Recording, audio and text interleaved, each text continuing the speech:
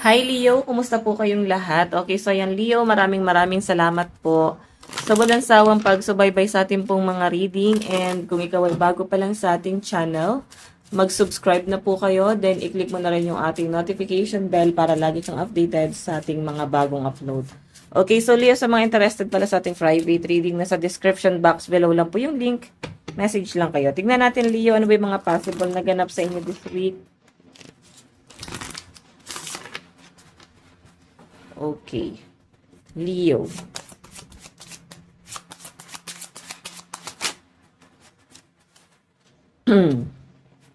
Contrast. Ay. So, Leo, grabe yung pagtitiis, no? Tinitiis mo yung sarili mo na ngayong week na to, titiisin mo yung sarili mo na huwag kainin yung mga nakakataba, no? So, siguro simulan niyo na guys na mag-diet. Magiging conscious ka sa sarili mo this week eh. And nakikita ko naman na talagang ma-overcome mo siya. Titiisin, parang ganun eh. Okay, titignan pa natin. So, ngayon, medyo magiging conscious ka sa sarili mo. May nakikita ko may mga mag-exercise. Sisimulan na yung pagsa-self-love ng mga Leo this week. Okay. Leo. Meron tayong soup kitchen. Puro pagkain to, guys.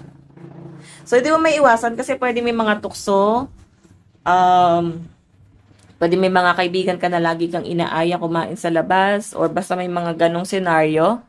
Akong nakikita dyan, Leo, no? So, parang makakancel tong pagbabagong buhay mo kasi may mga tukso. Siguro, ito yung unang mong pag-aralan. Yung umiwas mo na sa mga tukso ngayong week na to. Especially mga taong walang kontrol pa sa kanilang sarili. Then, syempre, ikaw, gusto mo ng something na pagbabago sa sarili mo. Ang gagawin mo dyan, guys, didistansya ka rin sa mga taong walang kontrol sa sarili. Ganun yung pwede mangyari. Okay, so may nakikita rin ako dito, guys, na yan, may pa-free food to. Baka sabihin, libre na kita, ganyan. Diba, ikaw matutokso ka rito. Sa halip na nagbabagong buhay ka na. So, magiging conscious ka sa sarili mo. Yan yung mas nakikita ko energy. So, by the way, check pa natin, Leo. Leo, meron tayong ka-appreciate. Diba yan, no? Mas lalo mong na-appreciate yung sarili mo this week. Nakikita ko, guys, na parang nakakatuwa kasi unti-unti mo nang may babalik yung sarili mo, eh. Ayan, no? Unti-unti mo nang minamahal ulit yung sarili mo. Nakaka-recover ka na sa mga bagay-bagay na hindi pala talaga lubos na nakakabuti sa inyo. Okay? Tignan pa natin. Okay, so nakakatuwa kasi guys, mas ano ka na eh, mas nagiging conscious ka na, health conscious, and pati sa physical appearance mo, sa forma. I think i-spoiled mo talaga yung sarili mo this week. Okay?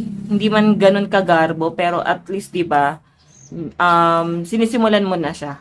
Okay? Yun yung nakikita ko diyan. Magsisimula na mag-self-love ang mga Leo dito. Okay, so by the way, check pa natin. Leo. Leo, Sun, Moon, Rising, and Venus sign. Meron tayong strength. Sorry. Stretching. Naisip ko kasi guys yung yung exercise. Okay, so ayan, strength. Buong buo yung loob mo dito. And nakikita ko sa mga Leo na parang talagang lahat ng toxic, aalisan, toxic na tao, toxic lahat sa buhay mo. Grabe yung yung pagbabagong gagawin, as in peace of mind talaga. May mga nagmo-move on siguro dito na Leo. Kaya ganito yung ginagawa nyo or gagawin nyo sa sarili nyo this week. Okay, tignan pa natin. Additional message.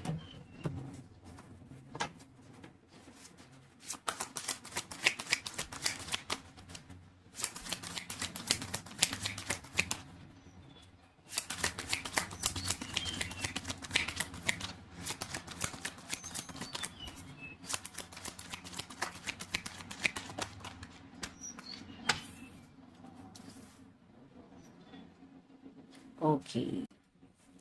So, the world, guys, is moving on. Mukhang may nag-move on nga ng mga Leo dito. Ayan, no?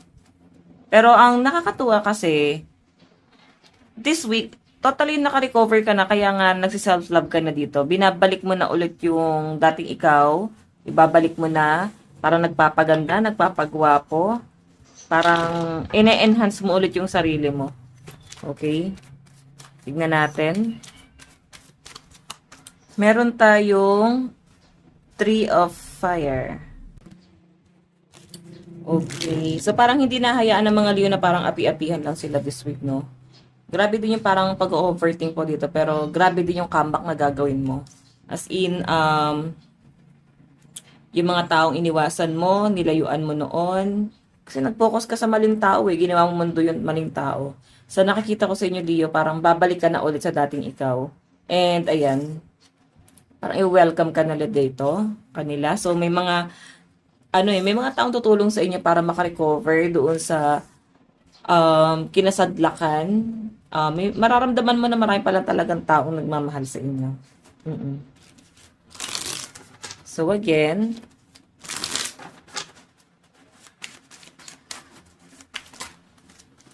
meron tayong 7 of Fire. Grabe yung gigil at galit. Grabe yung comeback. Napaka-fiery ng energy nyo this week, guys. Tignan pa natin. So, may nakikita ko ditong someone, no? May ibang energy na bumabalik dito, eh. May ibang energy na parang magpaparamdam sa inyo this week. Pwedeng past person mo.